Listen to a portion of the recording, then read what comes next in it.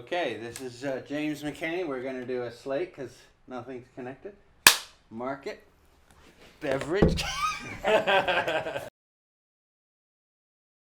I came in because David Leslie, the Impact Addict, was looking for an assistant and he wanted you to pay for it. At last, the Impact Addict. His real name is David Leslie. He's a Manhattan-based performance artist, and his job, as he sees it, is to fling himself into the jaws of death and, with any luck, to emerge in one piece.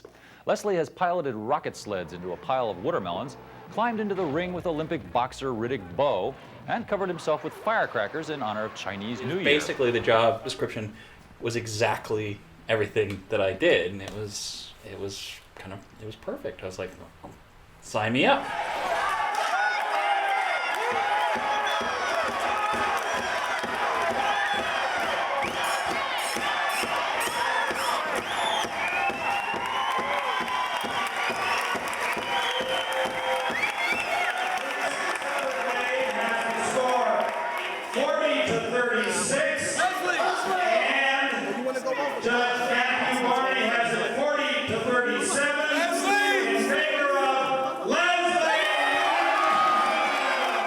David's event was over, I just kept working for Larry full-time. And back then, I was the only full-time employee. We found an office on 5th Street, not that far from Larry's house. That was the priority. It had to be walking distance from Larry's house. Around that time, I had never shown you Cannibalistic. Around that time, I had never shown Larry Cannibalistic. I gave a copy to Larry, and the next day, he said, I watched your movie, but I don't want to talk about it right now. And we went through the day, and then towards the end of the day, Larry was like, let's go to the Scratcher, talk about your movie. We went to the Scratcher. That was the bar where a lot of I Saw the Dead was shot. Larry gave me a raise, said that he liked the movie and it reminded him of his own work, and that he would like to know what I would do if I had more money. I said, well, I have this old script kicking around. What do you think? And I gave it to Larry to read, and he thought we could do it for a modest amount of money. And around that time, Larry admitted to me that, he had always wanted. He always kind of felt like he had a certain thing he wanted to do with his own films, but liked the idea of doing something or more drive-in-y kind of stuff, the kind of stuff that Larry wouldn't do himself, that he thought maybe other people would like to do, and creating a label sort of like that. But I'd written it with Angus Scrimm in mind. It was actually based on my next-door neighbor at the time, but I always had Angus in my head. And it turned out Angus was going to be on the East Coast the week before our shoot. Oh, here's an opportunity to save some money. Maybe we could convince Angus to, while you're in the neighborhood, why don't you come over and be in this movie? And I asked Larry what he thought, and Larry said, can't hurt, give it a shot. How you doing? Fine. Yourself? Not too bad. He accepted, and his main thing, his fee was very reasonable. His main thing was that he'd never been to Maine before, and as long as we gave him a lobster dinner, he would be happy to do it.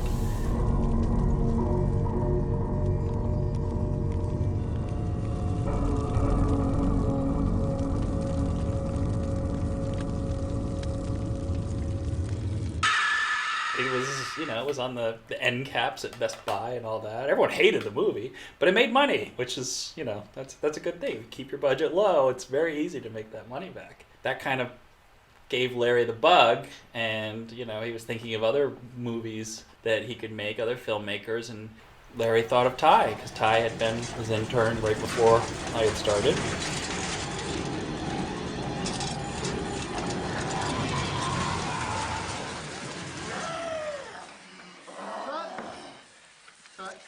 Very good. Yeah. I'll cue you to leave and you just kind of go back that way. Okay. I had a million ideas, but he was really had this Bat movie.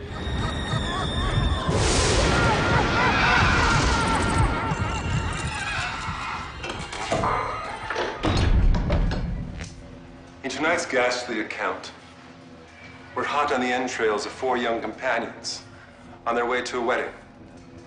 And what could be more pleasant and serene than that, you ask? Well, I wouldn't know. We had either just shot the off. I mean, it was quick. Like Ty was making the roost. I mean, the roost and the off season really overlapped, so it was very quick. You got the bug, and it's just like, oh, you know, you make these movies for so little money. Comic-Con was something I wanted to make, God, as far back as early 90s, I think.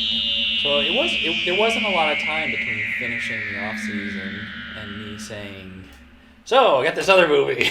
And I remember at the time you said, what's the budget? And I said, $30,000. And you looked at me like, 30,000?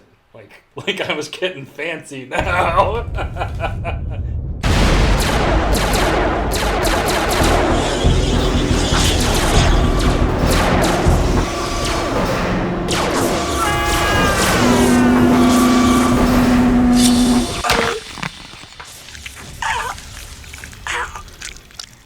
That movie was so much fun to make because, you know, me and most of my friends work construction, and we're actually working construction in the morning and then coming and working on the film at night. And I think our start times we generally did 1 p.m. to 10 p.m. was our schedule.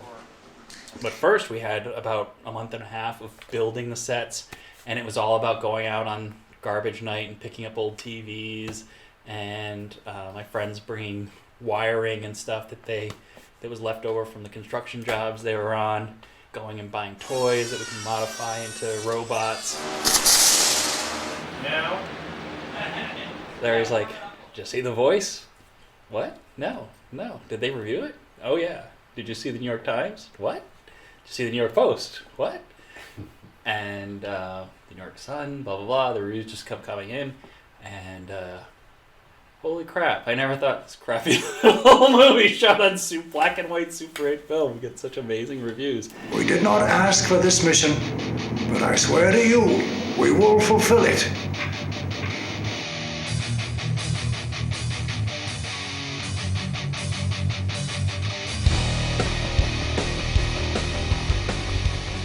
I had actually, from the moment I started working for Glass Eye Pix, I was always working on Satan Hates You because I was obsessed with those Jack Chick comics, which were created as propaganda. I just couldn't formulate what the movie was. I just knew I wanted to do this like weird, extreme Christian propaganda movie. I'm total atheist, no interest in religion, was never religious, but always fascinated by the exploitive side of religion.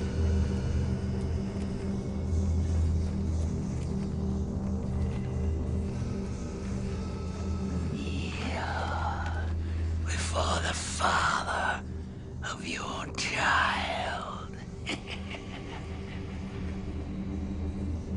That was what led to Satan Hates You, is this obsession with these weird little Christian comics. At the same time, Larry was coming into the office every morning screaming about what George W. Bush had done this time.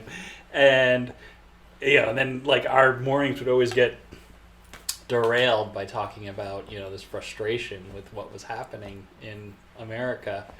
And I said something about like, oh, what if we did something like a Jack Chick track that laid out all these facts in like a very simple way for, you know, people who are uninformed to maybe become informed. Well, thousands of pages of research, hundreds of footnotes, dozens of pages and revisions for poor Brom later came the what are you voting for comic. And then we gave the comic away for free. I think it was the model that I found in the files. And you had like an empty file with maybe a sketch in it. And I was like, why aren't you doing this? Why aren't you doing that? I became very good at giving Larry reasons to spend his money.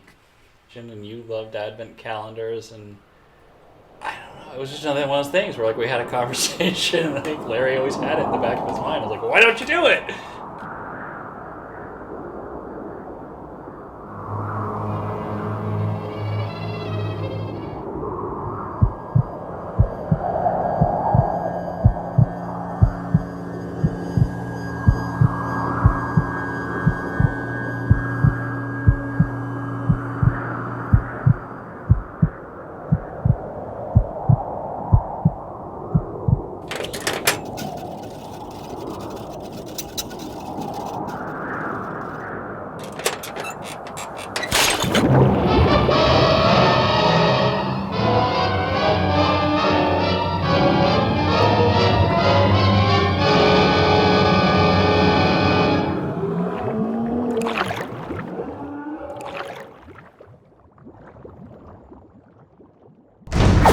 was that?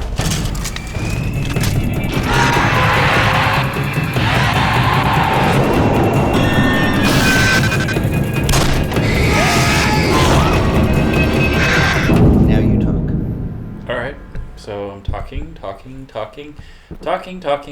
1, 2, 3, 1, 2, 3, 1, 2, 3. Okay, let's begin.